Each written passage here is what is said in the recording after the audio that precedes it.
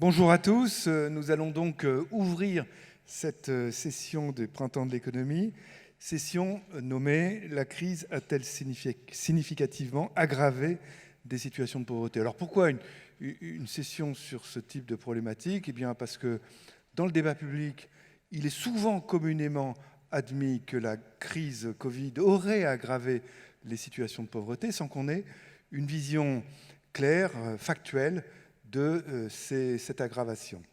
Donc pour ce débat, pour cette session, nous avons réuni autour de la table monsieur Jean-Luc Tavernier, directeur général de l'INSEE, donc qui nous apportera tout l'éclairage de la statistique publique sur la question. Andrew Clark, professeur d'économie à PSE. Et Andrew est très connu pour ceux qui s'intéressent à ce champ de l'économie pour de très très nombreux travaux sur l'économie du bonheur. Marie-Alette Grard, présidente de ATD Carmonde, donc qui va nous évoquer des cas très concrets qu'elle est amenée à rencontrer et comment dirais-je, la perception qu'elle peut avoir des évolutions de situation de pauvreté dans le contexte de la crise Covid. Et puis Julien Damon, sociologue, conseiller scientifique à l'EN3S, qui évoquera donc de son point de vue de sociologue quelle a été l'évolution de la pauvreté, du ressenti de pauvreté, du vécu de pauvreté dans le contexte de la crise Covid. Je me présente, je m'appelle Gilles Berset, je suis économiste et je vais avoir le plaisir et l'honneur infini de modérer cette discussion. Alors, pendant les interventions, vous pouvez poser des questions ou intervenir sur le site, directement sur le site Printemps de l'Écho, sans point, printemps-de-l'écho.fr, et sur Twitter et YouTube avec le hashtag devant Printemps de l'Écho. Voilà, donc on va tout de suite démarrer par l'éclairage de Jean-Luc Tavernier, qui va nous présenter ce que la statistique publique peut nous dire sur cette question. Merci Gilbert, bonjour à tous. Alors, je commence d'abord par vous dire que même si le printemps de l'économie a lieu en octobre, c'est encore un peu tôt en saison pour moi, parce que côté INSEE, on va publier une estimation des inégalités de revenus et du taux de pauvreté en 2020, seulement début novembre. J'y reviendrai. Je vous expliquerai au passage pourquoi il nous faut un peu de temps pour établir ces statistiques. Mais quand même, je vous donnerai les éléments d'information qu'on a pu réunir, qui ne forment pas l'ensemble cohérent que sera la publication de novembre, mais qui permettent de faire un panorama, à vrai dire, assez contrasté de ce qu'a été l'évolution de la pauvreté en 2021, sans doute plus contrasté que ce qu'on a l'habitude de lire. Alors peut-être avant, en introduction, et pour planter le décor, rappeler les grands traits du phénomène de la pauvreté quantitatif. Évidemment, c'est pas du tout sociologique, là c'est vraiment de la stat, des chiffres un peu arides, et on sait bien qu'il y a derrière beaucoup de réalités très différentes.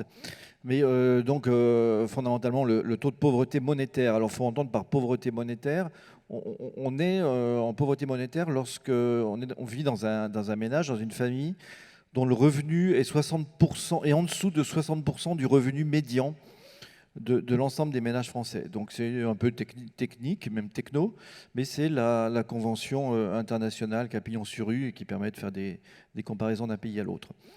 Alors à cet aune-là, ce taux de pauvreté a fortement baissé dans les années 70-80, plus modérément au début des années 2000. Après, il s'est stabilisé, il est remonté un petit peu dans la crise financière, et puis depuis, jusqu'en 2019, le dernier chiffre qu'on a publié il y a peu de temps, il évolue autour de 14%, avec à l'intérieur de ce chiffre, le visage a changé, c'est-à-dire qu'il y a beaucoup moins de pauvreté que dans les années 70 chez les retraités, les agriculteurs, et s'est développé surtout la pauvreté des familles monoparentales, qui est un phénomène qui existait assez peu dans les années 70. On a, pour répondre à la demande de pas mal de demandes sociales assez fortes, notamment émanant de la TD Monde, on a récemment dédié une publication aux situations de grande pauvreté, qu'on a défini comme combinant à la fois une grande pauvreté monétaire et puis des ménages qui déclarent effectivement souffrir de privations matérielles assez sévères. On tombe sur 2 millions de personnes, dont 500 000 dans les départements d'outre-mer, 1,5 million en métropole, et on se rend compte aussi que ce sont des situations assez durables. Donc ça, c'est le tableau avant la crise. Et alors, je vous ai dit qu'effectivement, on ne publierait nos premières estimations de distribution des revenus que début novembre, hein, sur l'année 2020. Alors pourquoi? C'est parce qu'on n'a pas une infrastructure qui serait une grosse enquête trimestrielle sur les revenus. C'est quelque chose de coûteux, cher, qui existe aux États-Unis, qui n'existe pas dans beaucoup de pays d'Europe. Il y a des pays d'Europe où on a en routine des revenus qui remontent très très vite. Nous, on utilise des données administratives, et essentiellement des données fiscales, des données des caisses de sécurité sociale, etc. Mais avec le retard par exemple des déclarations fiscales, un retard incompressible. Et donc cela explique que la distribution de revenus, on la connaît vraiment 20 mois après la fin de l'année. C'est pour ça qu'on vient de publier l'année 2019. Et puis, on essaye depuis plusieurs années, pour gagner un peu de temps, hein, parce que c'est quand même des délais qui sont difficiles, je trouve, à accepter et assumer dans la période actuelle. On essaie de faire de la micro-simulation, donc par des méthodes un peu économétriques, d'essayer de faire des premières simulations. Et ces simulations-là, pour 2020, qui paraîtront début novembre. Évidemment, dans l'intervalle, on a essayé de ne pas rester tout à fait les deux pieds dans le même sabot. On a des comptes trimestriels qui disent globalement que le pouvoir d'achat des ménages a été préservé au cours de l'année 2020, mais qui ne disent rien sur la distribution. On a des informations qualitatives qui sont limitées dans les enquêtes de conjoncture. Et donc, on a fait des choses en plus. On a adapté les enquêtes de conjoncture. On a une enquête mensuelle auprès d'un millier de ménages. Sur lesquels, ou 2000 ménages d'ailleurs, je crois, sur lesquels on a ajouté des modules de questions dans la crise. On a, sous la maîtrise d'ouvrage de l'INSERM et puis de la maison sœur, l'adresse qui est le service statistique du ministère de la Santé, on a réalisé une grosse enquête en population générale qui visait à regarder la prévalence du Covid, mais qui visait aussi à regarder les conditions de vie pendant le premier confinement. Et puis, on a essayé de collecter des informations qu'on ne collectait pas d'habitude. La même adresse a établi un tableau mensuel des bénéficiaires de minima sociaux en collectant plus vite qu'auparavant et en compilant les données des caisses d'allocation familiale. On a nous-mêmes à l'INSEE travaillé avec 3 grands réseaux bancaires pour voir quelle était l'évolution de la situation financière des familles vues de leur compte bancaire. Et on a lancé une opération d'enquête sur les bénéficiaires de l'aide alimentaire. Alors vous allez voir que tout ça donne des résultats effectivement assez contrastés. Ça se voit déjà dès cette première diapo, puisque vous allez voir que côté gauche et côté droit, on n'a pas exactement le même sentiment à la lecture des chiffres. À gauche, vous avez la part des personnes qui déclarent dans cette grande enquête en population générale, qui ont déclaré une dégradation de leur situation financière à l'occasion du premier confinement. Et on le fait en essayant de stratifier la population selon le revenu. À gauche, les plus modestes, à droite, les plus riches, enfin ceux qui ont le revenu le plus élevé, avec en bleu l'ensemble de la population et en jaune hors retraités, parce que les retraités ont été, on le sait, assez peu affectés par le revenu a été très peu affecté par la crise. Donc ce qu'on observe, c'est plus du tiers, sensiblement plus du tiers dans le premier décile, les 10% des ménages les plus modestes qui déclarent avoir ressenti une dégradation de leur situation financière, contre seulement 20% en haut de la distribution des revenus. Donc là, clairement, un effet assez net et des chiffres assez élevés. Mais alors quand on passe à droite et qu'on regarde, alors c'est une série longue parce que là c'est une enquête usuelle, c'est l'enquête mensuelle sur le moral des ménages dont je parlais tout à l'heure, qu'on fait depuis très longtemps. Quand on demande dans cette enquête la part des ménages qui déclarent s'être endettés ou avoir dû tirés sur leur réserve, hein. En haut, vous avez c'est divisé cette fois par 5 selon le quintile de revenus. Donc en haut, c'est la courbe sur les 20% de ménages les plus modestes. Et en bas, c'est les 20% de ménages qui ont le revenu le plus élevé. Vous vous rendez compte que la baisse qu'il y a sur toutes les courbes, c'est la baisse au cours du premier confinement. Cette baisse est très nette. Donc bien sûr, en niveau, les plus modestes déclarent toujours plus, en proportion plus forte, s'être endettés ou avoir tiré sur leurs réserves que les plus riches. Mais dans tous les cas, la courbe a baissé très brutalement. Elle a même baissé plus brutalement, à la limite, pour les plus modestes, au cours du premier confinement. Alors, vous voyez, le tableau est curieux. On a à la fois des ménages qui déclarent avoir ressenti une dégradation de leur situation financière, mais qui, en même temps, déclarent avoir eu moins de problèmes dans la gestion de leur situation financière dans la même période qui est le premier confinement. Alors, on pourra discuter, si vous voulez, les mérites respectifs de ces deux sources d'information. Peut-être qu'elles sont pas totalement incompatibles et que les ménages peuvent avoir compris la première question comme étant une dégradation de leurs revenus, mais comme ils ont aussi été empêchés de consommer, ils ont pu avoir une sorte d'épargne forcée, même les plus modestes, au cours du premier confinement. Peut-être que c'est un type d'explication possible, mais on voit en tout cas qu'on a ici un premier éclairage un peu contrasté. Dans cette même enquête, ça reflète d'ailleurs un sentiment général qui est très frappant. Là, c'est l'agrégation, et c'est l'ensemble des ménages qu'on interroge. En jaune et en orange, c'est leur perception du niveau de vie global, futur et passé en France. Et en bleu, en couleur plus foncée, c'est leur perception de leur situation personnelle à eux. Et vous voyez que les courbes sur le sentiment général du niveau de vie en France se sont effondrées au moment de la crise sanitaire. Et puis, que ça n'a pas du tout été le cas, un tout petit peu pour la situation personnelle future, je crois, au moment du premier confinement, mais que les soldes d'opinion sur la situation personnelle restent très élevés, alors même qu'il y a eu des craintes sur la situation générale. Donc ça reflète bien ce sentiment que dans la crise, il y a eu vraiment une inquiétude très forte, bien sûr, mais qu'il y a eu un ensemble d'amortisseurs sur le revenu des ménages qui a joué quand même sur l'essentiel des ménages et qui explique que l'appréciation que les familles ont de leur situation à elles ne s'est pas dégradée, c'est même plutôt bien tenu. Je passe cette courbe parce que je sais que Julien va la présenter, c'est la courbe du nombre d'allocataires des minima sociaux. Pour vous indiquer un élément sur le travail qu'on a fait avec le réseau bancaire. Alors là, en l'occurrence, c'est le Crédit Mutuel qui nous a transmis pas mal d'informations, dans le secret bien sûr de la confidentialité, de l'anonymat des individus. Mais on trace ici la part des ménages qui sont à découvert en 2020, au fil des mois, en écart à ce qui aurait existé dans une année antérieure, et c'est par âge. Cette fois, on a choisi de faire ça par âge. Et vous voyez que la part des ménages qui sont à découvert s'est, elle aussi, effondrée au moment du premier confinement. Donc, signe que peut-être il y a eu une perte de revenus, mais il y a aussi eu beaucoup moins de consommation. Et elle est remontée ensuite, mais en restant à des niveaux qui sont plutôt inférieurs à ce qu'aurait été une année normale. On a le même type d'information venant de la BNP, avec laquelle on a aussi travaillé.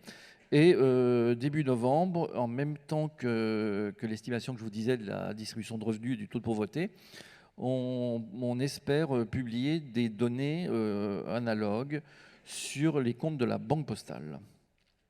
Donc on verra ce qu'il en sera à ce moment-là, un peu de teasing. Et puis je termine par ce qu'on a fait de nouveau, d'original, pour essayer de cerner les bénéficiaires de l'aide alimentaire. Je ne sais pas si Julien en parlera, mais c'est quelque chose qu'on a beaucoup vu, lu, entendu, que l'aide alimentaire explosait au moment des confinements, pour les étudiants, mais pas que. Alors, on a voulu regarder un peu le sujet. Ce n'était pas un sujet sur lequel on avait de la statistique jusqu'à présent spontanément. sinon des remontées un peu éparses de données quantitatives. Donc on a essayé de systématiser les données de remontée de données en volume d'aide alimentaire dispensées par les principaux réseaux associatifs. On a procédé à une enquête sur les responsables de sites de distribution d'aide alimentaire, responsables locaux au printemps. Et puis en novembre-décembre, on fera une enquête en face à face auprès des bénéficiaires de l'aide alimentaire, un peu comme on l'a fait il y a plusieurs années sur les sans-domicile pour connaître aussi leur trajectoire, bien sûr. Alors, les premiers résultats qu'on a publiés cet été, c'est qu'il y a une hausse prononcée, une hausse significative, pour reprendre ton adjectif, Gilbert, des volumes distribués par les associations en 2021, mais qui n'est pas si spectaculaire que ça. Elle est 11% de volume de plus qu'en 2019 et 7% en termes de bénéficiaires. Et qu'au premier trimestre, il y avait la moitié des responsables de sites qui disaient qu'ils avaient voyé une hausse des bénéficiaires. La moitié, donc pas tous, mais la moitié. Et ceux-là disaient qu'ils voyaient un afflux de personnes seules, de familles monoparentales et puis de travailleurs précaires. Sans surprise, ils n'ont pas forcément cité les étudiants en revanche. Voilà, et donc on va essayer de compléter ça par une enquête, comme je vous le disais, auprès des bénéficiaires à l'automne dernier. Alors je peux que faire du teasing pour la publication de début novembre, je ne peux pas vous dire ce qu'il en sera, mais ce que je peux vous dire à ce stade, c'est malgré tout qu'on a des effets qui sont assez contrastés et qui témoignent pas de la catastrophe absolue qu'on croit souvent lire. Il n'y a encore pas longtemps, dans des publications que nous, côté statistiques publiques, on observe avec un peu de réserve et de circonspection, en attendant d'essayer, avec retard certes, mais robustesse, de vous dire ce qu'il en sera dans quelques semaines. Voilà Gilbert. Merci beaucoup pour cette présentation qui amène à voir en tout cas que les signaux statistiques en France sont un peu contradictoires, peut-être parce qu'ils concernent des publics différents pour certains d'entre eux, mais qu'en tout cas il n'est pas à ce stade possible de dire, effectivement, c'était ton mot de la fin, que cette crise d'une ampleur sans précédent, hein, je rappelle que moins 8 points de PIB, on n'a pas connu ça en période de paix depuis 1848 en France, et 1848, ce n'est pas une année de paix intérieure. Donc, moins 8 points de PIB, ce n'est pas accompagné d'une évolution massive à la hausse, apparemment, des situations de pauvreté, telles qu'on peut en tout cas les détecter avec quelques signes encore très préliminaires. Voilà, Andrew Clark va nous évoquer donc des éléments de comparaison internationale sur cette même question. Merci Andrew. Bon, merci, ça marche.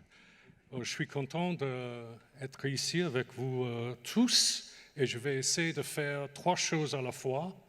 Je ne sais pas si je vais réussir, mais on va voir ça.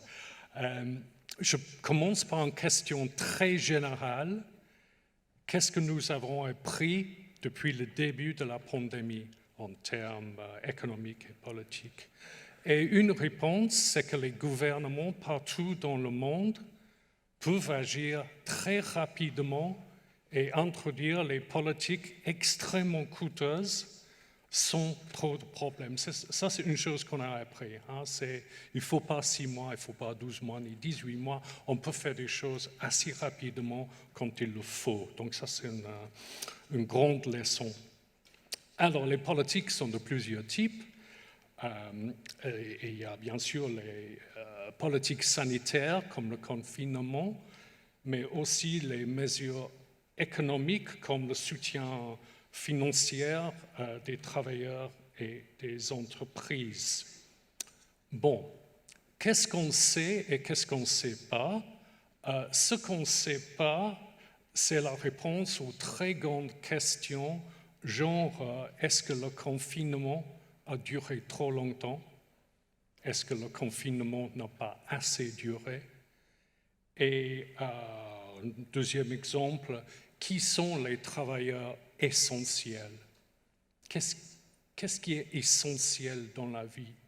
Et je pense maintenant à un papier très récent qui doit sortir, je crois, sur le taux de mortalité dans les régions en Italie et le pourcentage de travailleurs essentiels par région, et les deux sont fortement corrélés, bien sûr. Plus il y a de travailleurs essentiels, plus on meurt et par le biais des contacts. Donc c'est important de savoir qui sont les travailleurs essentiels. Voilà, et on ne sait pas, on n'a pas de réponse à ces questions parce qu'il faut faire la somme de toute une flopée de choses et je vais vous donner des informations sur quelque chose sur lesquelles on a des informations plus ou moins précises. Ce n'est pas exactement la précision de l'INSEE, mais bon, on va faire avec. Hein. Voilà. OK, donc dans un premier temps, on a des informations bien sûr sur le taux de mortalité, sur le taux de morbidité, et ça c'est les coûts directs de la pandémie. On a aussi quelques informations sur les effets des politiques contre la pandémie, genre le confinement, etc. Et bien sûr, ces politiques ont eu but de freiner la mortalité et le taux de morbidité dû au Covid, mais qui ont eu des effets indirects sur les individus et sur l'économie. Et je vais en parler de 2-3 de ces effets. Un premier effet, c'est une réduction de la circulation énorme qui a réduit le nombre d'accidents de la route et le nombre de fatalités, le nombre de blessés. Et vous pouvez voir ça, j'espère, je suis en train de pointer le doigt sur l'écran devant moi. Le nombre d'accidents, nombre de morts, nombre de blessés, ce sont des données britanniques issues d'un papier dans le British Medical Journal de cette année. Et vous voyez avec la ligne d'en bas, c'est 2020, et les lignes d'en haut, c'est 2015 à 2019. Il y a une réduction nette de la mortalité et des accidents sur la route. En même temps, la qualité de l'air a amélioré. Là, vous pouvez voir 8 grandes villes, et ça, c'est les taux de, comment on dit, nitrous dioxide, NO2, NO2, nitrous dioxide en anglais, dans les villes en comparant 2019 à 2020. Voilà, donc ça c'est les bénéfices, si vous voulez, des politiques exemple des bénéfices des politiques contre la pandémie.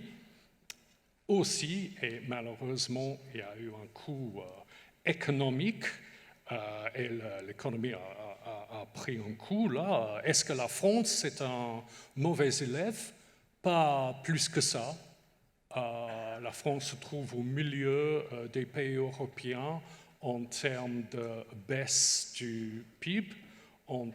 C'est le début quatrième trimestre 2019, quatrième trimestre 2020, avec une baisse de 4 ou 5% du PIB, ce qui est bien sûr beaucoup.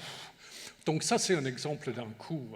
Un autre coût indirect des politiques contre la pandémie. Or, ceci est une session sur la pauvreté, ce qui est une question non pas du niveau, mais de la distribution de revenus. Et je passe au taux d'inégalité dans 4 pays européens. Et ce sont la question qu'on pose ici, c'est est-ce qu'on est devenu plus inégal ou plus égal depuis le Covid? Et ce sont les données qui sont moins bonnes que les données de l'INSEE, mais beaucoup plus rapides. Donc ça, c'est bien. C'est les données qui sont issues d'une enquête européenne menée par l'Université du Luxembourg, trimestrielle. Vous pouvez trouver ça sur le web si ça vous intéresse, avec 1 millier de personnes par pays, par trimestre. Et qu'est-ce que je voulais dire ici? En regardant la comparaison entre mai 2020 et janvier 2020, on voit que l'inégalité a augmenté. Ça, c'est le coefficient de Gini, si vous voyez ce que c'est. L'inégalité a augmenté tout au début, à très court terme, mais a ensuite diminué. Et maintenant, en janvier 2021, était à un niveau un petit peu plus bas qu'en janvier 2020. Donc, si on croit ces chiffres, la pandémie a réduit un peu l'inégalité. Et non pas seulement en France, dans les 4 pays européens qu'on a regardés ici. OK, what did I want to say after that? Voilà, c'est une session sur la pauvreté, non pas sur l'inégalité. Alors, je vous montre la pauvreté. Qu'est-ce qu'on voit ici? C'est un peu la même chose. Il y a une augmentation tout de suite entre janvier et mai 2020, et ensuite une baisse. Mais dans un sens, c'est assez bizarre, ces deux graphiques. Il n'y a qu'une seule flèche ici. Hein. Je ne peux pas aller en arrière. Merci, je cherchais le mot. Ah, là. Le rouge, c'est genre arrêter la session, je crois. Ah, croyez? Oula, qu'est-ce que je... Oula. Bon, on ne touche plus au rouge, hein, on ne fait pas ça. Voilà, donc l'inégalité a diminué, très bien, mais quand on regarde la pauvreté, en France et en Italie, elle est à un niveau plus élevé qu'avant Covid. Et pour certaines personnes, ça c'est une contradiction. Si l'inégalité a diminué, la pauvreté a dû diminuer aussi. Mais il n'y a pas de contradiction en fait parce qu'inégalité et pauvreté, ce n'est pas la même chose. Ce n'est pas les mêmes mesures, ça ne mesure pas le même phénomène. Et c'est tout à fait compréhensible que l'inégalité diminue au même temps que la pauvreté augmente. Et dans nos données, qu'est-ce que je voulais dire avant de dire ça? Oui, j'ai une note ici, l'exception française. Il n'y en a pas. Je suis désolé pour vous, mais vous êtes comme les autres. Hein? Voilà. Rien de spécial, rien à voir ici. OK, je continue. Dans nos données, on trouve que les plus démunis, ça c'est les chômeurs et les inactifs, ont eu un niveau de revenu qui a baissé dans le temps. Ça c'est la 3e colonne que vous voyez ça. On ne trouve pas grand-chose pour les employés dans la première colonne. Eux, ils sont restés un peu stables. Les retraités, ça ne bouge pas. Mais les indépendants ont subi une baisse assez conséquente de revenus. Alors, je mets tout ça ensemble. Ce qu'on voit ici, c'est que les gens qui étaient plus hauts que la moyenne, qui se sont rapprochés de la moyenne, au même temps qu'en bas de la distribution, il y a eu des pertes de revenus. Tout ça ensemble, ça a diminué l'inégalité. Mais c'est loin d'être Robin des Bois. On pense toujours à une diminution de l'inégalité comme les très riches qui donnent aux très pauvres. Et ce n'est pas ça qui se passe la plupart du temps, ce n'est pas ça qui s'est passé ici. C'est les un peu plus riches qui sont devenus un peu moins riches. Et est-ce que c'est une bonne chose? À vous de décider. OK. Qu'est-ce qui se passe maintenant? Je ne sais pas du tout, je suis complètement paumé dans mes notes. Yes. Oui, voilà. L'inégalité n'égale pas la pauvreté. C'est écrit ici. Donc, est-ce que ces mouvements sont permanents? Il paraît que non. Là, je vous vois les dernières informations dont je dispose. C'est les données issues de l'enquête avril 2021. Et on voit que l'inégalité a recommencé à grimper. Et dans certains pays comme la France et l'Italie, la France et l'Italie est plus haute qu'elle n'était avant le début de la pandémie en janvier 2020. Voilà. OK. Je termine, oui. Je termine. Ça, c'est mon dernier slide. L'inégalité ne nous dit pas forcément grand-chose sur la pauvreté. Ce sont deux mesures différentes. Si on s'intéresse au bas de la distribution, et dans un sens, on le devrait. En tant qu'économiste, on croit à l'utilité décroissante du revenu, l'utilité marginale décroissante du revenu. Qu'est-ce qu'il faut utiliser comme mesure? La pauvreté, c'est bien sûr, c'est conçu comme une mesure de ceux qui sont dans le besoin. Mais ça reste encore un peu compliqué. Quelle est la définition de la pauvreté? Qui est pauvre? On peut utiliser un seuil absolu, comme utilise la Banque mondiale, le célèbre $2 par jour. On peut utiliser un seuil qui est fixe plus ou moins dans le temps, comme aux États-Unis, de 13 000 $. Ou on peut imaginer une chose genre multiple du RSA. Peut-être 1,5 fois le RSA, le double du RSA, un truc de ce genre. Et ça marche pour un moment, mais on ne peut pas imaginer que le seuil de pauvreté en 1970 est toujours utile pour évaluer la pauvreté en 2021. Il faut que ça bouge à un moment donné. Et c'est ce qu'on trouve dans les définitions de pauvreté relative. C'est ce que j'ai utilisé dans les chiffres que je viens de vous montrer. La pauvreté, c'est défini comme 60% du revenu ménager équivalent. Moins de 60% du revenu ménager équivalent. C'est la définition de l'Union européenne. Bon, on peut imaginer que ça c'est chouette et très bien, ça bouge, ça fait tout ce qu'on veut, mais il y a des implications extrêmement bizarres d'un taux de pauvreté relative, d'une définition de pauvreté relative. Par exemple, il y a beaucoup de gens qui vivent au Luxembourg qui sont pauvres, où le seuil là, de pauvreté est de 18 000 € par an, qui ne sont pas pauvres en France, où le même seuil, avec la même définition, est de 12 000 € par an, et qui le sont encore moins en Pologne, à 7 000 € par an, ou en Serbie, à 3 000 € par an. Donc on a ces situations extrêmement bizarres de comparaison entre les pays de l'Europe. Et c'est peut-être pour ça, je crois, que l'Union européenne a switché un peu de la pauvreté monétaire aux privations multiples dont Jean-Luc a parlé. Parce que sinon, on ne peut pas comparer un pays à un autre. Et je termine. Oui, je termine. Sinon, je suis lancé là, je peux parler des heures.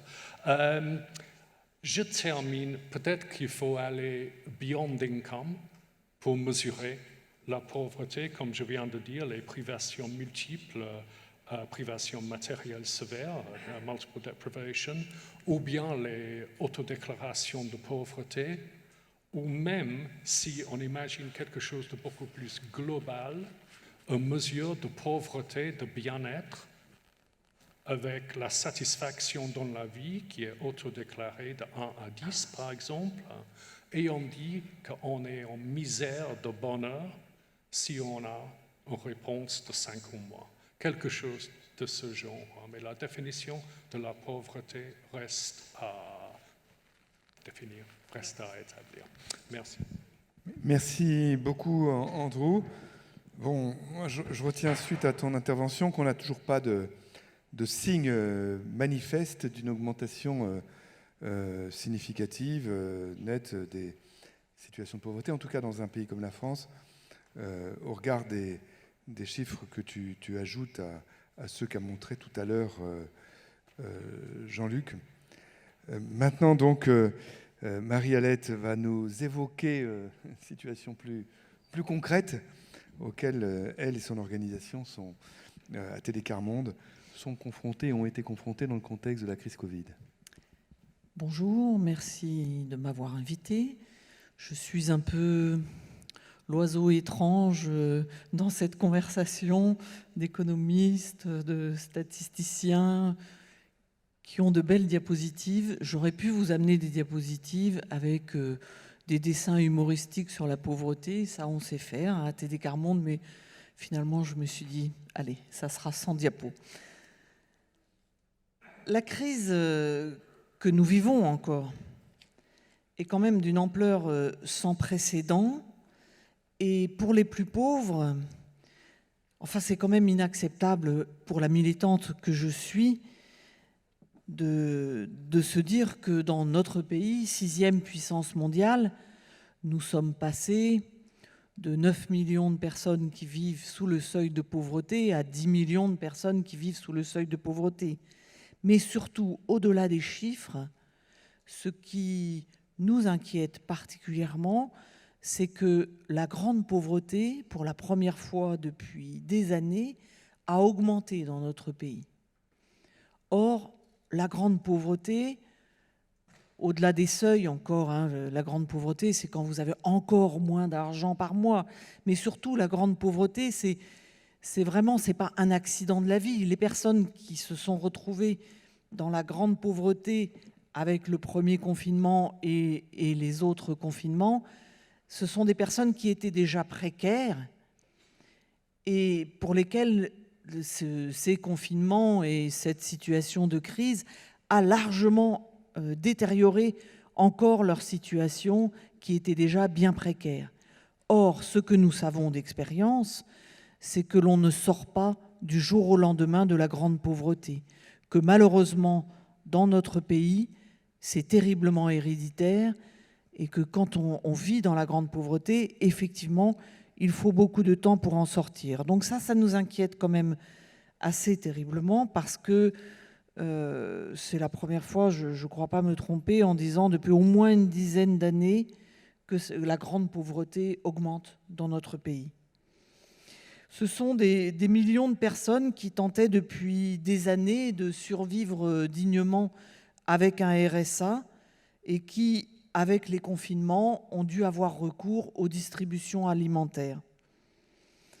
Le recours aux distributions alimentaires fait replonger ces personnes pour de longs mois, voire plusieurs années, dans le cercle infernal de l'assistance.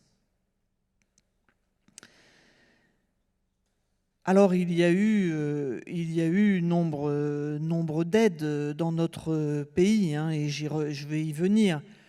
Mais avant de venir aux aides significatives qui ont permis d'atténuer certainement cette crise pour les personnes les plus défavorisées, dire quand même que ça a mis en exergue un certain nombre de points qui sont déjà au quotidien très difficiles pour les personnes qui vivent dans la pauvreté et dans la grande pauvreté.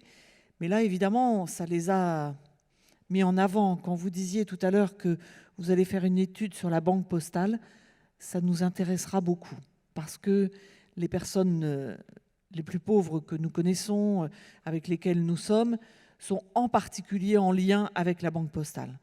Et pendant les confinements, qu'est-ce que nous avons vu? Les services publics fermés, les bureaux de poste fermés pour une grande partie.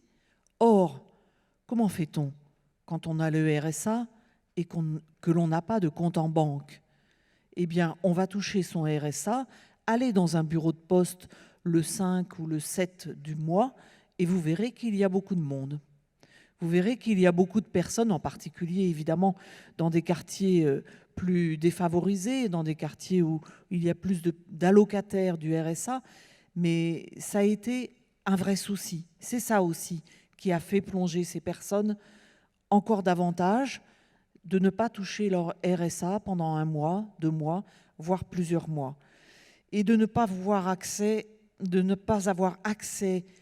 aux services publics aisément. Accès aux services publics aisément, je veux dire là, avoir la possibilité de rencontrer une personne physique, de pouvoir dire à quelqu'un « j'ai un problème, vous m'avez coupé mon RSA, vous m'avez coupé mon aide au logement, j'ai un problème, il faut absolument que vous me le remettiez, qu'est-ce qui s'est passé ?» Or, depuis mars 2020, dans les services publics de la CAF, de la CNAM, eh bien malheureusement, les personnes qui reçoivent du public ont diminué, mais d'une façon absolument considérable.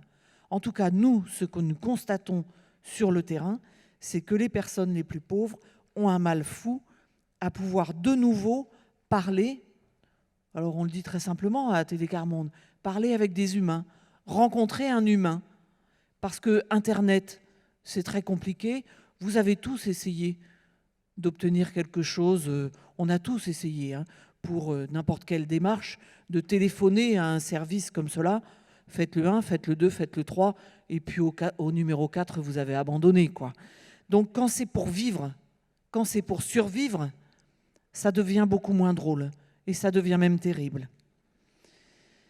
Alors il y a eu un vrai coup de pouce que l'on ne peut oublier de la part du gouvernement, c'est sur l'hébergement. L'hébergement, ce sont dans des hôtels, héberger des personnes qui étaient extrêmement mal logées, voire à la rue, dans des hôtels. Ce sont des milliers de personnes qui ont été hébergées depuis le début de cette crise dans des hôtels, etc. Je ne peux que saluer ce qui a été fait là, mais nous ne pouvons que nous inquiéter, et nous inquiéter durablement. Et je trouve que chacun et chacune d'entre nous devrait s'en inquiéter, parce que c'est l'argent public là qui est en jeu et qui est utilisé d'une manière qui franchement doit vous alerter. C'est-à-dire que les logements sociaux, les logements très sociaux, la construction de ceux-ci a considérablement diminué, alors que les demandes, 2 millions de demandes de logements sociaux sont en attente dans notre pays. 2 millions. 4 millions de personnes sont mal logées, voire à la rue dans notre pays. Or, le logement social et le logement très social, donc pour les personnes vraiment les plus défavorisées, est en très nette diminution. Par contre, nous dépensons des milliards pour l'hébergement. Or, que fait l'hébergement ? L'hébergement, c'est un palliatif, c'est un emplâtre sur une jambe de bois, si vous me permettez cette expression. L'hébergement, ça va aller pendant quelque temps, mais aucun de nous n'accepterait d'être dans cette situation, de ne pas savoir si la semaine prochaine, je serai encore dans ce logement ou si je n'y serai plus. Si la semaine prochaine, avec mes enfants, je vais me retrouver à l'autre bout de la région parisienne et comment nous allons faire pour rejoindre l'école des enfants et le travail pour les adultes. Et ça, c'est un vrai souci. C'est un vrai souci parce qu'actuellement, des millions, des milliards sont mis dans l'hébergement, mais pas dans le logement social. Donc je me permets de tirer là une sonnette d'alarme. Deuxième sonnette d'alarme, pendant cette crise, le gouvernement a fait de nombreux efforts sur les jeunes. On l'a vu, et vous en avez parlé, des jeunes qui vont aux distributions alimentaires en nombre, des jeunes étudiants qui se retrouvent dans la précarité. Or, ce qui nous inquiète, excusez-moi, je suis inquiète pour les jeunes étudiants qui vivent dans la précarité, mais nous sommes très inquiets pour les jeunes qui sont sortis précocement du système scolaire, sans avenir, sans formation, sans logement, sans rien, et pour lesquels rien n'a été fait durant cette crise où ils ont été encore plus touchés que les autres. Alors là, je n'aime pas ce mot, mais il y a urgence. Ce sont 100 000 jeunes chaque année qui sortent du système scolaire avec rien dans notre pays, avec aucun avenir. Ça veut dire que ce ne sont plus des centaines de milliers, mais on est proche de plus du million de jeunes qui sont en déshérence dans notre pays. Et ça, c'est grave et ça nous inquiète. Vous me laissez encore quelques minutes ? Je regarde parce que je suis comme mon voisin. Une fois que je suis partie, je ne vais plus m'arrêter. Inquiet aussi, parce que malheureusement, il y a nombre de sujets d'inquiétude avec cette crise. Inquiet aussi de l'emploi, évidemment. Je cherche ma feuille pour vous donner les chiffres exacts. Certes, la plupart des personnes ont retrouvé un emploi, mais pas les très précaires. Les personnes les plus précaires, pour l'instant, n'ont pas encore retrouvé le chemin de l'emploi. Et puis, depuis mars 2020, ce sont 260 000 chômeurs de longue durée en plus. 260 000 chômeurs de longue durée en plus dans notre pays. Et ça, évidemment, ça ne peut que nous inquiéter. Un dernier point, non, deux autres points, rapidement. Dans le domaine de l'éducation, je vous disais, nous sommes inquiets pour les jeunes qui sortent du système scolaire, mais nous sommes inquiets pour les enfants, les jeunes qui sont dans le système scolaire, qui vivent des situations de grandes difficultés familialement, parce que de très faibles ressources familialement. Ces enfants, ces jeunes ont très mal vécu l'arrêt de l'école. Les parents ont très mal vécu cette idée de la continuité pédagogique. Comment avons-nous pu oser parler de continuité pédagogique alors que l'on ne parle jamais de pédagogie aux parents d'élèves? Et comment oser parler de continuité pédagogique pour des gens qui sont dans des logements trop petits ou à l'hôtel, qui sont déjà dans un quotidien extrêmement difficile? Alors ces enfants-là ont repris le chemin de l'école. Mais dans quelles conditions? Dans quelles conditions et à quel moment ont-ils pu dire toutes les souffrances, tout ce qui s'est passé pour eux qui a été si difficile? Un dernier point, c'est les expulsions, parce que les hébergements, il y a eu des milliers d'hébergements qui ont été mis en place, mais les expulsions ont repris avec une ampleur, une force incroyable. Et ce sont chaque semaine des expulsions à Bordeaux de familles, d'enfants, d'adultes qui se retrouvent à la rue avec rien. À Bordeaux, à Paris, à Saint-Ouen-l'Aumône, à Vénissieux, à Montpellier, partout. Partout en France, sans cesse, alors que les hébergements débordent, alors que le logement social est en perdition plutôt. Voilà. Excusez-moi, c'est plutôt pas très optimiste mon affaire, mais c'est la situation de la pauvreté et de la grande pauvreté dans notre beau pays. Merci Marie-Alette. Je retiens donc un ressenti de par le contact que votre organisation et vous-même avez avec des personnes en situation de pauvreté. Le sentiment, bon, pas chiffré encore, hein, on manque de recul, le sentiment d'une augmentation des situations de très grande pauvreté. Et puis bon, vous avez eu raison de signaler, mais on en verra évidemment les éléments statistiques, les marques statistiques avec le recul est inévitable, qu'il y a eu des situations d'inégalité dans cette pandémie, et entre autres dans ce qu'on appelle la continuité pédagogique, parce qu'il est clair que pendant le confinement, le suivi des enseignements via le PC, de chez soi,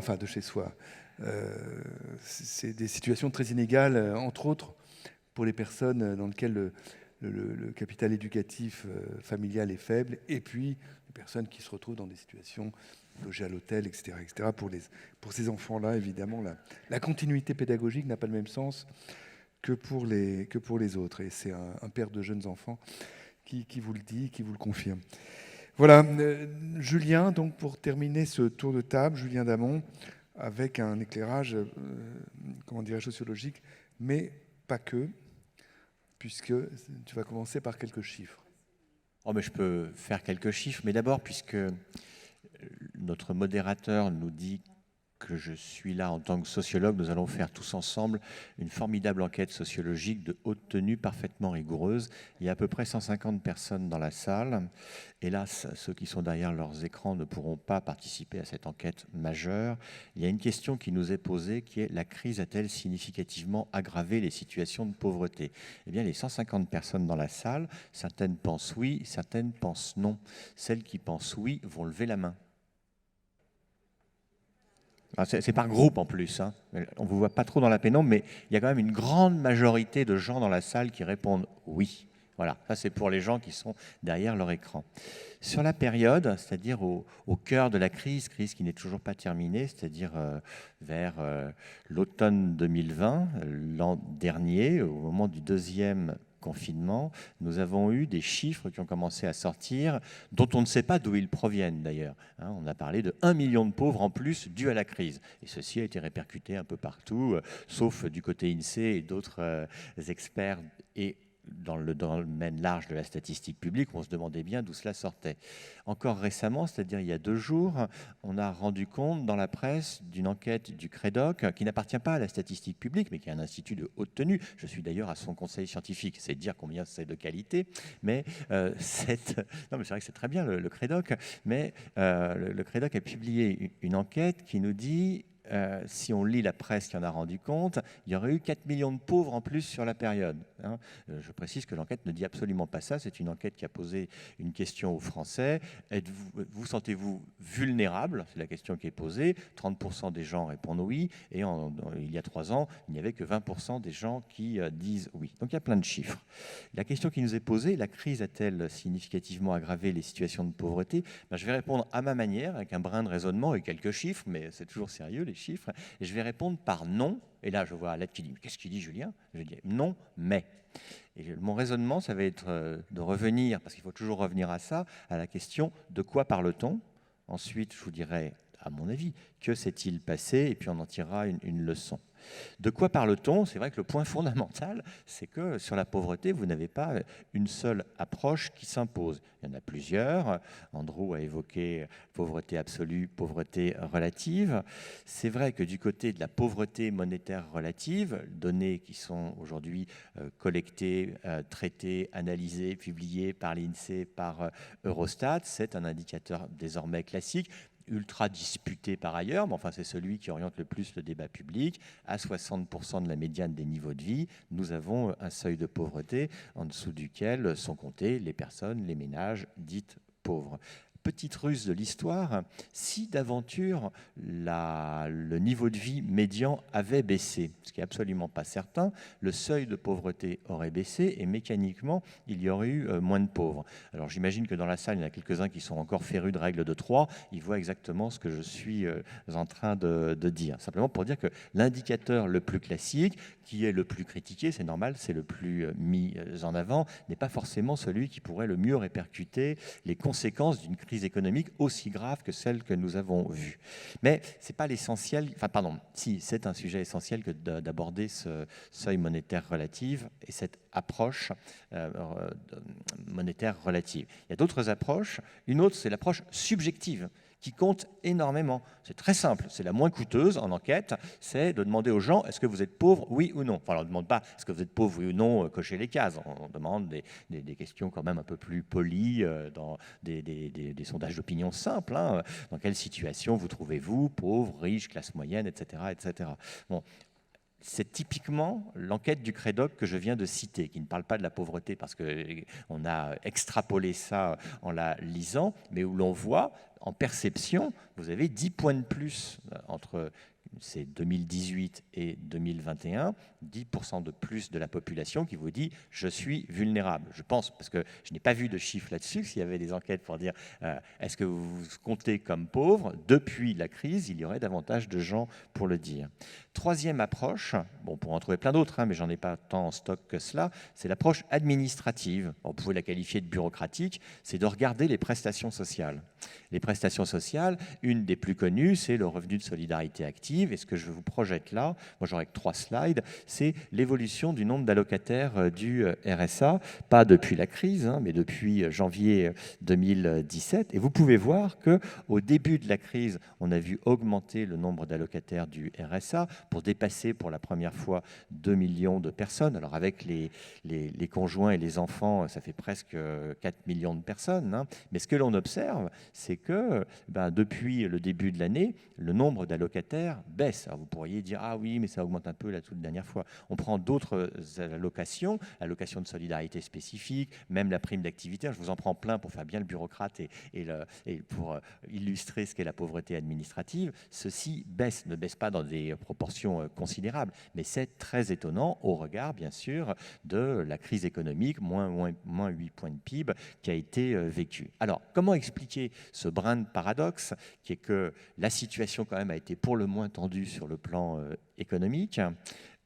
On aurait pu imaginer qu'il y ait une déflagration immédiate visible dans les chiffres, même des prestations de solidarité. Alors, c'est mon deuxième temps. Que s'est-il passé? Que s'est-il passé? Il y a eu un effort collectif absolument considérable. La période de crise Covid est une période de solidarité collective ou publique qui n'a jamais été à ce niveau. Je prends l'exemple du chômage partiel, on prend l'exemple qui a été évoqué de l'hébergement. Alors sur l'hébergement, c'est en gros 1 milliard d'euros en plus, mais il faudrait donner des proportions pour que ceci vous donne une idée. Enfin, on a multiplié par 1,25 le budget de l'hébergement d'urgence. Ce sont des prestations d'urgence qui ont été versées. Enfin, cette mobilisation collective explique entre autres ce pourquoi nous n'avons pas eu cette bascule dans la pauvreté, cette déflagration que l'on aurait pu craindre. Maintenant, c'est vrai qu'il y a eu une visibilité accrue de certaines formes de pauvreté. Certaines formes de pauvreté, c'est le sujet de l'aide alimentaire, qui donc, le directeur général de l'INSEE vous en a dit un mot, a pour la première fois été regardé statistiquement, et c'est compliqué parce que ce sont des bases de données issues de différentes associations qui réalisent leurs opérations et leurs chiffres. On aurait pu penser qu'au regard de ce qu'on lisait, de ce qu'on entendait et de ce que l'on voyait, qu'il y aurait eu plus de 10% d'augmentation. Tout à l'heure, on évoquait 11% d'augmentation en volume, et c'est 7% d'augmentation, je suis bon en chiffres aussi, 6-7% d'augmentation du nombre de personnes concernées. Ce qui se passe, c'est qu'en effet, les distributions alimentaires ont été beaucoup plus visibles. Mais elles ont été beaucoup plus visibles pour des raisons liées au confinement. C'est-à-dire qu'il n'était plus permis à certains endroits de continuer à faire des distributions alimentaires dans des bâtiments. Il fallait les faire dehors. Deuxième chose, puisqu'il y avait entre autres éléments moins de bénévoles, il y avait moins de distribution alimentaire, moins de sites de distribution alimentaire, d'où une concentration plus importante. Ce qui explique, à mon sens, ou ce qui permet d'expliquer cette visibilité accrue de l'aide alimentaire. Autre élément, parce que là on fait de la statistique à la fois publique de haute rigueur, des sondages qui tiennent debout de mon point de vue, mais vous avez des gens hors statistique. C'est très connu du côté de la statistique sur la pauvreté monétaire relative, enfin globalement la statistique sur les niveaux de vie sont exclus de la statistique les ménages qui ne sont pas des ménages dits ordinaires. Et là vous avez les gens à la rue, les sans-papiers, une partie des militaires, les religieuses, etc. etc. D'ailleurs, ce n'est pas une critique que de le dire, c'est parfaitement connu. Mais parmi ces ménages qui ne sont pas ordinaires, vous avez des gens qui comptent parmi les personnes très pauvres, les personnes qui sont en situation de grande pauvreté, comme les a regardées l'INSEE, et telles que les regarde depuis des décennies ATD Quart-Monde. Et je pense que là se situe un des nœuds du dossier, c'est que vous avez des gens, pour prendre un autre mot que la pauvreté, qui est un mot plus simple que tout le monde comprend, qui sont dans la mouise et qui l'ont certainement été peut-être davantage dans la crise, mais que notre appareil statistique n'arrive pas à bien repérer. Enfin, tout dernier mot, à mon sens capital dans la période que nous avons connue, on oublie le sujet du travail au noir, que l'on peut baptiser autrement, du travail informel. Ce qui s'est passé, c'est que des personnes qui pouvaient exercer une partie de leur activité, la totalité de leur activité dans le secteur informel. Et c'est vrai d'une partie des gens qui même sont au RSA. On ne vit pas avec 500 € par mois. On est obligé de se débrouiller un petit peu à côté. N'ont plus pu continuer à exercer ces activités tout simplement parce qu'il fallait rester chez soi. Donc ce que la période a montré, à mon sens, entre autres choses, mais c'est de façon saisissante, si on y réfléchit, c'est l'importance de ce travail informel que vous pouvez qualifier de travail au noir, ça dépend comment vous voulez le regarder. Et il y a là un impact puissant sur une partie des personnes en situation de grande pauvreté, il y a là un impact puissant sur les jeunes, Les jeunes qui travaillent. J'imagine que si je vous disais qui travaille ici, il y aurait aussi pas mal de mains qui se lèvent. Qui est véritablement rémunéré avec un contrat de travail qui contient l'ensemble des heures exercées, il y aurait moins de mains qui se lèvent. Enfin, en gros, pour être concret, hein, vous travaillez dans un bistrot, vous avez 2 heures de contrat salarié et vous faites des heures en plus qui sont payées au noir. Et bien, tout ceci n'était pas couvert par le système de chômage partiel et pouvait vous faire verser dans la difficulté. Pour terminer, sur mon raisonnement, je pense que oui, du côté de la pauvreté monétaire, on ne risque pas, alors on verra ce que dit l'INSEE début novembre, puisqu'il y a le teasing qui a été fait pour les chiffres qui sortiront par micro-simulation, mais je ne pense pas que l'on voit de déflagration en matière de pauvreté monétaire relative. En matière de pauvreté en conditions de vie, oui, certaines situations ont été aggravées et certaines problématiques ont été aggravées. Problématique de la fracture numérique, et ben oui, quand vous êtes en situation difficile, quand vous ne maîtrisez pas les outils Internet ou quand vous avez une seule pièce avec un seul ordinateur et que vous êtes 4 à devoir l'utiliser pour rester en contact, c'est naturellement plus difficile. Voilà ce que je voulais vous dire en termes de raisonnement. Et maintenant, je voulais vous montrer 2 autres courbes et après, j'aurai tenu mes 12 petites minutes. Je voulais vous montrer ceci. C'est que quand on parle de la situation de pauvreté, évidemment, dans le titre, il n'était pas précisé que c'était la situation de pauvreté en France. On est assez nombriliste, je trouve, quand on parle de pauvreté en France. Ça, c'est la pauvreté dans le monde au regard de l'indicateur qu'Andrew évoquait, celui de la Banque mondiale, à 2 ou 1,9 $ de parité de pouvoir d'achat par jour. Il y avait une tendance depuis 2-3 décennies à l'optimisme, pas l'optimisme béat, mais l'optimisme raisonné, parce que la pauvreté, cette extrême pauvreté, baissait considérablement dans le monde. Ce qui se passe, alors après il y a des petites hachures, parce qu'on a les chiffres que pour 2017, après ce ne sont que des projections, on projetait même la possibilité de quasiment éradiquer la pauvreté à l'horizon 2030, ce qui est le premier objectif de développement durable mis en avant par l'ONU. Ce qui se passe, vous le voyez en rouge, on va faire ça comme de grands économistes. Il y a une courbe verte, ça baisse, c'est ce que l'on imaginait être l'évolution de la pauvreté. Il y a une courbe rouge, ça augmente. Ce sont de nouvelles projections de la Banque mondiale. Et quelle est la leçon? C'est que le Covid a cet impact à l'échelle internationale d'avoir mis fin à une dynamique très positive de forte diminution de la pauvreté. Alors après, les bagarres de chiffres, il nous faudrait des années, pas des années, non, mais il nous faudrait des heures pour entrer dans le détail. Mais je pense que c'est ça la première conséquence du Covid sur la pauvreté à l'échelle mondiale. Et je termine par, non pas un cocorico, mais un salut au président au pluriel Trump et Biden. Vous choisissez celui que vous préférez. Mais dans le contexte américain, où la pauvreté ne se mesure pas de la même manière, d'ailleurs, Andrew l'évoquait dans un de ses slides, ils ont une mesure de la pauvreté absolue. Tout à l'heure, également, notre monsieur, puisqu'on en rigole tous les trois, là, le directeur général de l'INSEE évoquait le fait que les États-Unis ont des enquêtes trimestrielles sur les revenus qui permettent d'avoir une information plus contemporaine, plus actuelle, plus réactive sur les revenus. Eux calculent de façon très sérieuse, rigoureuse, leur niveau de vie et leur pauvreté, pas au mois près, mais au trimestre près. Ce qui se passe aux États-Unis et dans le débat public américain, au-delà de certaines circonlocutions générales sur des problèmes économiques et des problèmes dits sociétaux, c'est que la pauvreté n'a jamais été aussi faible aux États-Unis au regard de ce critère économique. Et pourquoi?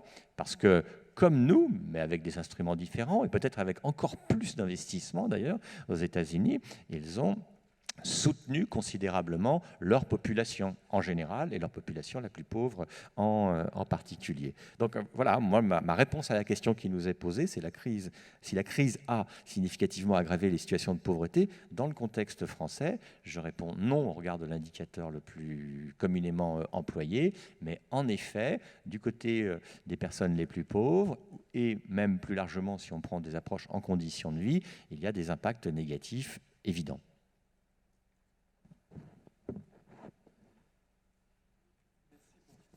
Merci pour cette présentation qui complète bien ce qui a été dit précédemment.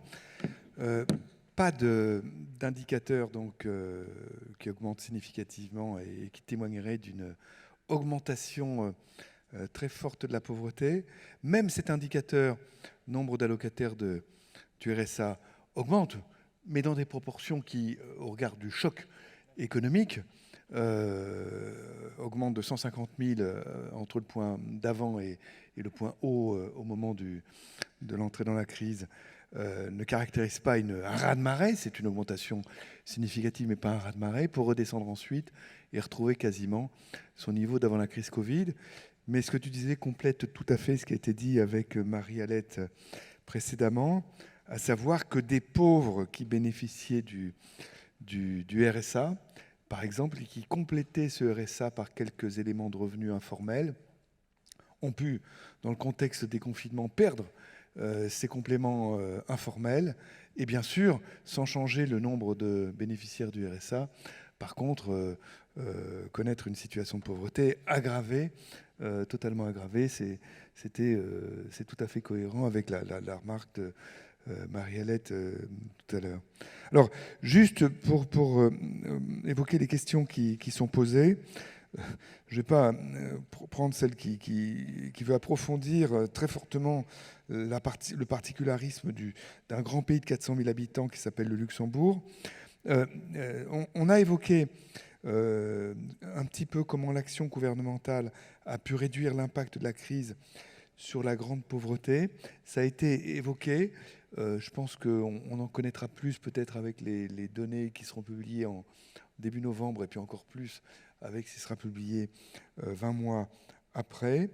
Il y a une question qui n'est pas directement en rapport avec la thématique de cette session, mais qui est quand même importante dans le contexte d'un regard sur les inégalités amplifiées ou pas par la crise.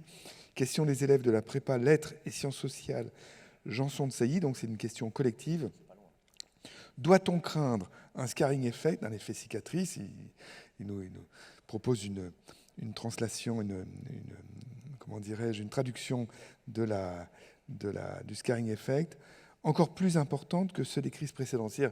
Et là, je me tourne un peu vers l'INSEE parce qu'il y avait eu des travaux qui avaient été faits à l'INSEE auparavant sur l'effet durable de crises antérieures, sur, par exemple, l'éducation, la transmission des connaissances, etc. Et là, ce qu'on peut en penser au-delà des propos de bon sens qu'on a tenus tout à l'heure, et quand est-ce qu'on en saura plus sur ce plan-là?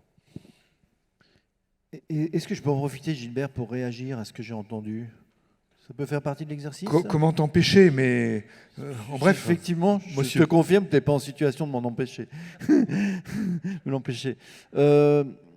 Non, je voudrais. Moi, j'ai essentiellement parlé de pauvreté monétaire et de chiffres, et je vois bien que j'ai un rôle ingrat d'essayer d'objectiver des choses sur lesquelles on a envie de plaquer des émotions subjectives. Hein. Je comprends bien la gratitude du rôle, mais j'ai choisi ce métier, je l'assume. Je vais revenir sur cette question de pauvreté monétaire, et je vais revenir parce que Mme Grard a repris cette histoire de millions de pauvres en plus. Donc je voudrais revenir là-dessus. Mais auparavant, je voudrais aussi, parce que j'en ai pas parlé dans mon exposé, mais signaler qu'effectivement, la crise a fait apparaître tout un tas de nouvelles inégalités, certaines transitoires, certaines durables. Donc ça rejoint un peu ta question du scar effect, là. Clairement, on a une inégalité nouvelle liée à l'accès au télétravail. On a une inégalité, on en a parlé, sur l'exposition au virus. Tous les métiers n'étaient pas exposés de la même manière au virus. Ça, c'est transitoire. Le télétravail, non, c'est durable. On en a parlé aussi, une inégalité, je pense, transitoire, puisqu'on va revenir à des mécanismes pédagogiques normaux liés à la continuité pédagogique, à la capacité ou pas qu'on avait de suivre des cours en distanciel selon les familles dans lesquelles les enfants habitaient.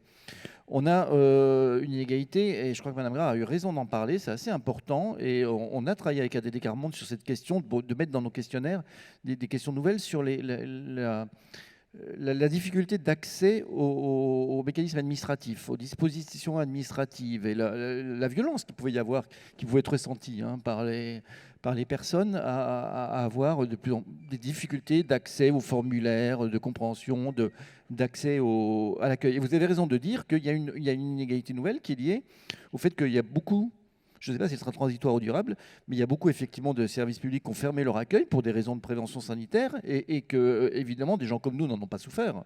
Et par contre, les personnes que vous connaissez à TD Monde en ont, elles, beaucoup plus souffert. Et ça, j'espère que ça ne sera pas durable. Donc, c'est important d'avoir tout ça en tête et de les caractériser.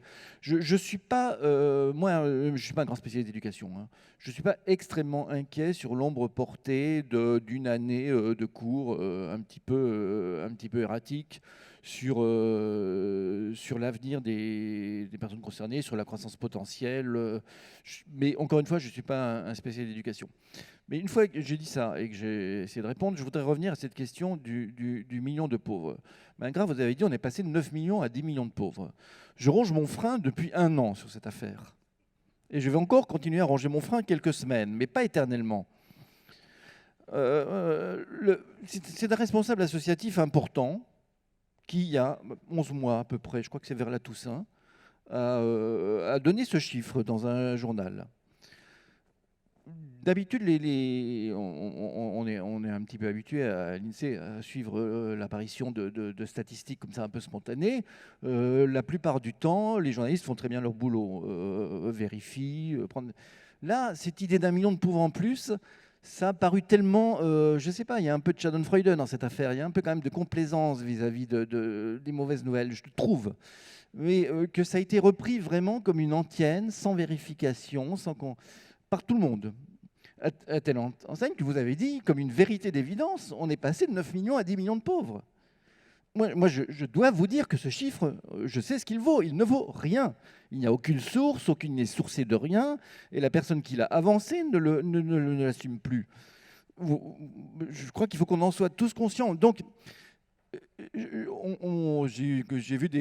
entendu des rires un petit peu, puis j'ai perçu des sourires, même si on est dans l'obscurité, vous êtes dans l'obscurité. Mais quand Andrew a dit moi je produis plus vite que l'INSEE, on n'est pas idiot, on sait faire du quick and dirty aussi. Mais dans la position dans l'Institut statistique, on ne peut pas faire ça. On ne peut pas sortir. Donc ça fait 1 an que je ronge mon frein, j'ai eu l'occasion de dire à l'Assemblée nationale que je pensais que ce chiffre d'1 million de pauvres ne serait pas atteint. J'en suis vraiment convaincu. Nous, je ne peux pas parler tant que je n'ai pas un peu de base solide. Je ne peux pas lancer un chiffre comme ça. Ce n'est pas possible pour un institut statistique. Et donc, il y a à chaque fois un arbitrage assez important qui nous habite à l'INSEE sur la robustesse de ce qu'on dit et la rapidité avec laquelle on doit publier. Alors j'en parle à l'aise puisque j'étais le premier au monde à dire qu'on était, le 26 mars 2020, qu'on était à moins 35 points de PIB. Donc je n'ai pas à rougir. Je pense que l'INSEE a montré dans cette crise la capacité qu'il avait à réagir. Mais quand on ne sait pas et qu'on doit vérifier, qu'on doit prendre des informations, on ne peut pas avancer des chiffres comme ça et les imposer comme une vérité d'évidence dans le débat public, au risque vraiment de le biaiser, de le perturber et même de biaiser les comportements et les politiques publiques en retour.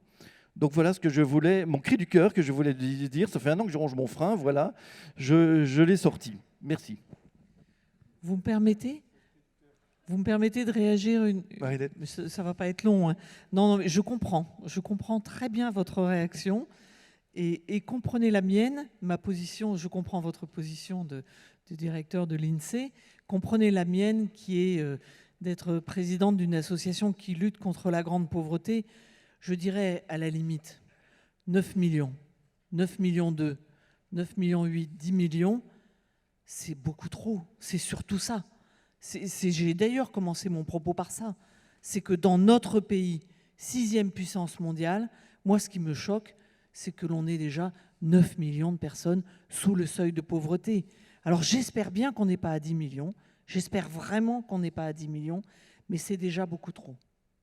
Oui, merci pour ce propos. Alors, évidemment, cette session a une thématique limitée, trop limitée par rapport à ce thème-là. Hein. C'est l'effet de la crise Covid sur la pauvreté, sur le nombre de pauvres. Hein. Ce n'est pas le nombre de pauvres en dehors de ce contexte sur lequel on peut avoir évidemment une appréciation.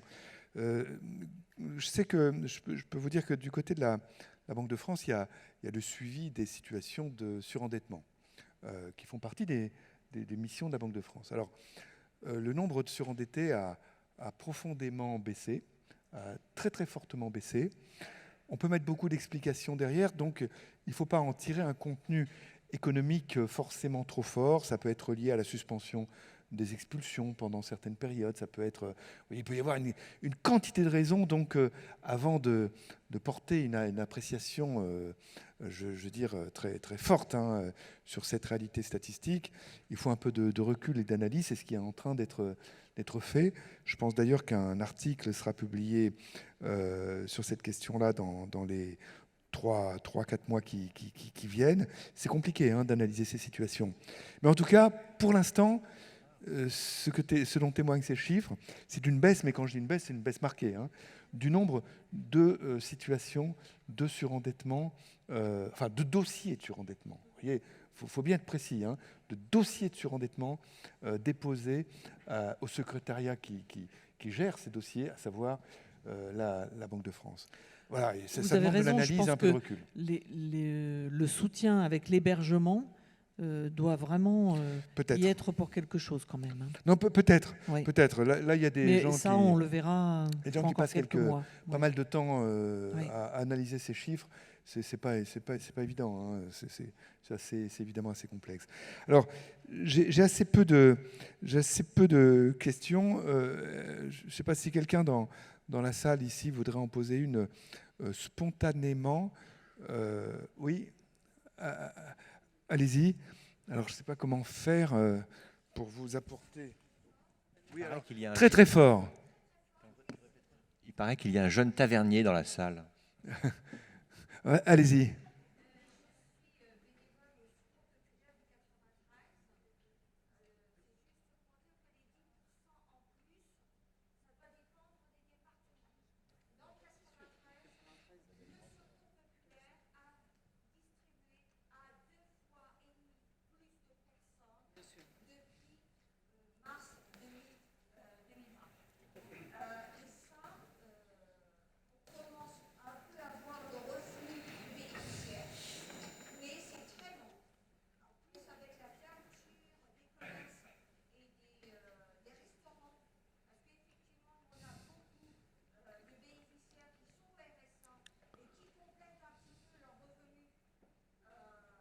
Ce qu'on disait tout à l'heure, oui.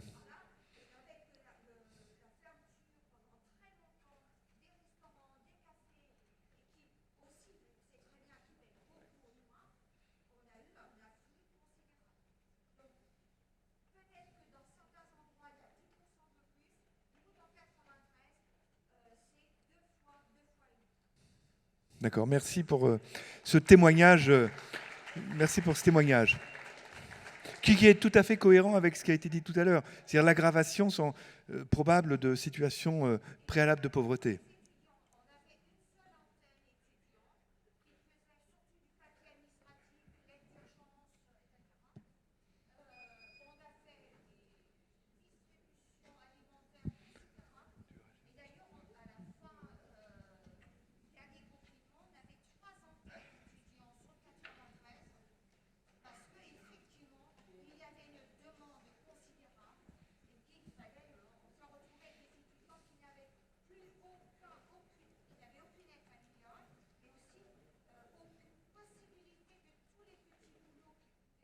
Bien sûr. Dans la normale. Oui. De même. Voilà. Voilà. On a bien compris qu'il y avait beaucoup de diversité sans doute. Julien voulait ajouter une précision. Voilà, la précision est très simple. C'est que quand vous parlez du département du 93, vous parlez objectivement du département le plus pauvre de France métropolitaine. Si on prend les différents taux de pauvreté, tout à l'heure ça a été rappelé par Jean-Luc Tavernier, on a une moyenne à 14%. Le département de la Seine-Saint-Denis, c'est 2 fois plus. Donc lorsqu'il s'agit de mettre en œuvre des dispositifs, lorsqu'il s'agit de réagir face aux différentes conséquences, répercussions de la crise, vous êtes les plus touchés. Oui. Jean-Luc, tu voulais rajouter un Non, mot? mais je confirme qu'il y avait beaucoup d'hétérogénéité. Je disais tout à l'heure, il y avait 50% des responsables associatifs qui ont dit que le nombre de bénéficiaires et le volume dispensé avaient augmenté, et d'autres non. Et c'était géographiquement très, très... et évidemment, la Seine-Saint-Denis était le département sans doute le plus concerné. Oui, Oui. le président du département de Seine-Saint-Denis disait le nombre de RSA, de demandes de RSA avait augmenté d'une façon absolument incroyable aussi. Oui, oui. Donc, c'est vraiment, oui, c'est très hétérogène, à mon avis. Est-ce qu'il y a encore une... Oui, et ce sera la dernière. Allez-y, madame. Alors, il faut parler fort, excusez-nous.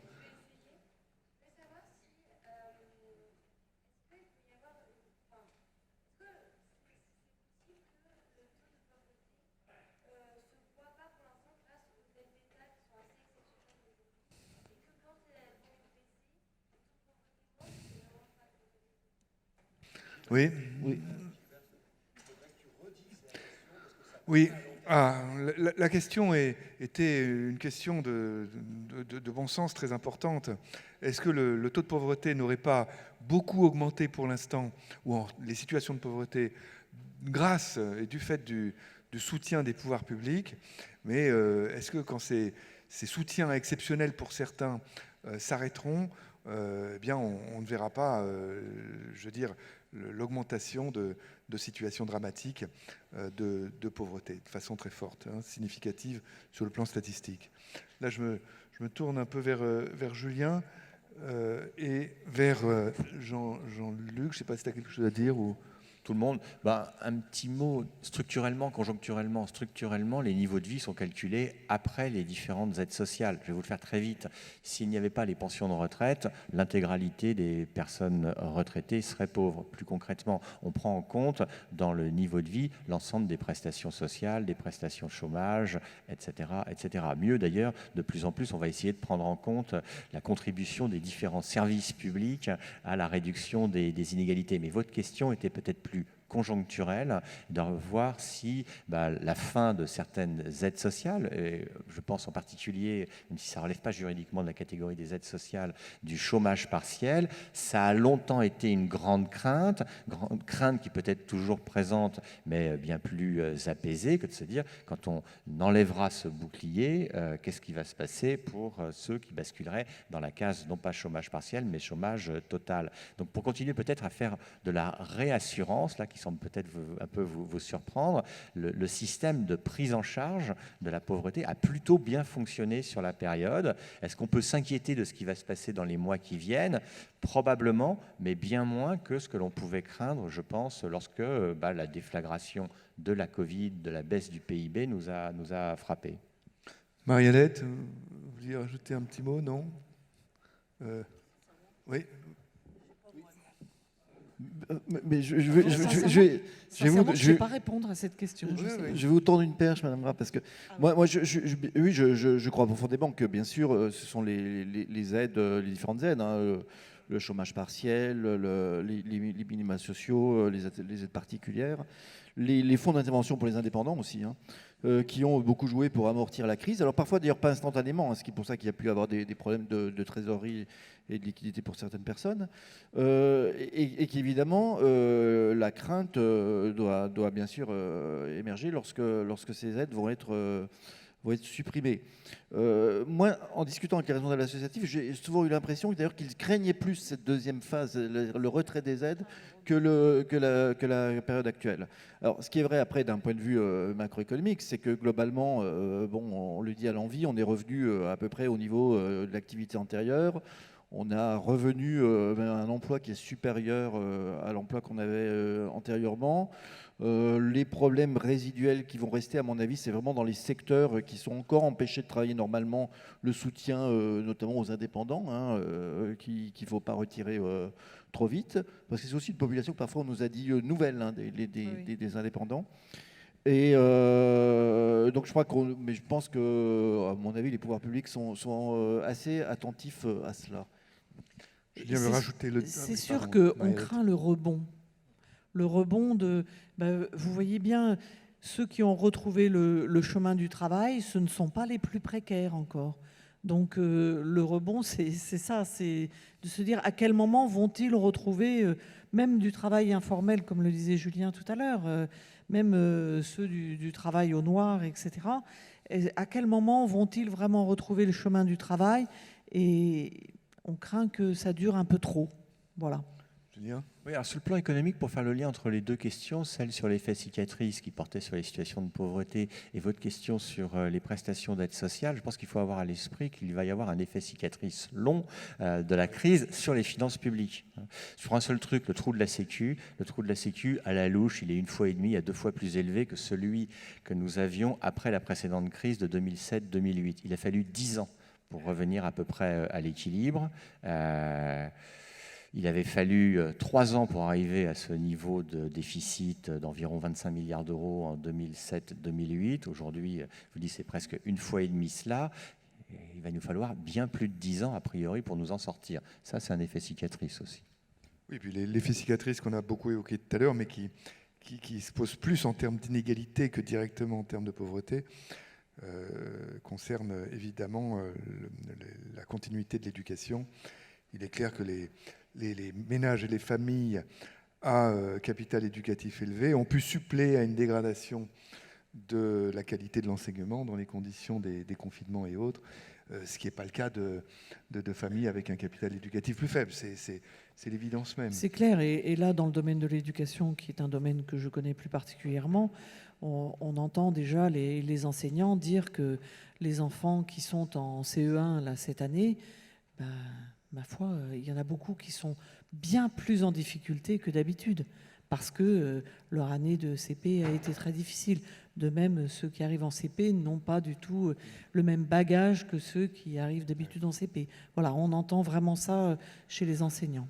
Bon, il nous faut conclure cette session. D'abord en remerciant les 4 intervenants de ces présentations. Le message en est que, pour l'instant, si on devait résumer en un mot, pour l'instant, il n'y a pas d'indicateur qui, de façon significative, robuste et indiscutable, nous amène à penser qu'il y a une augmentation significative des situations de pauvreté au moment de la crise Covid. Néanmoins, on manque encore de recul. On aura des informations supplémentaires début novembre et puis encore plus dans un an. Donc il faut rester très très prudent dans ce domaine-là. Et le mot de la fin, je dirais, c'est un peu pour rebondir sur ce que disait Julien. Je crois qu'il a raison, il faut quand même avoir conscience que l'absorption de cette crise se fait avec une situation, un renforcement de notre pauvreté à nous tous, puisque l'endettement public a augmenté de 17 points de PIB quand même pour justement soutenir l'activité et éviter des catastrophes sociales. Donc on sort dans cette situation. Et ça veut dire que notre situation d'endettement, notre passif, est quand même largement alourdi. Voilà, merci à tous et merci aux 4 intervenants.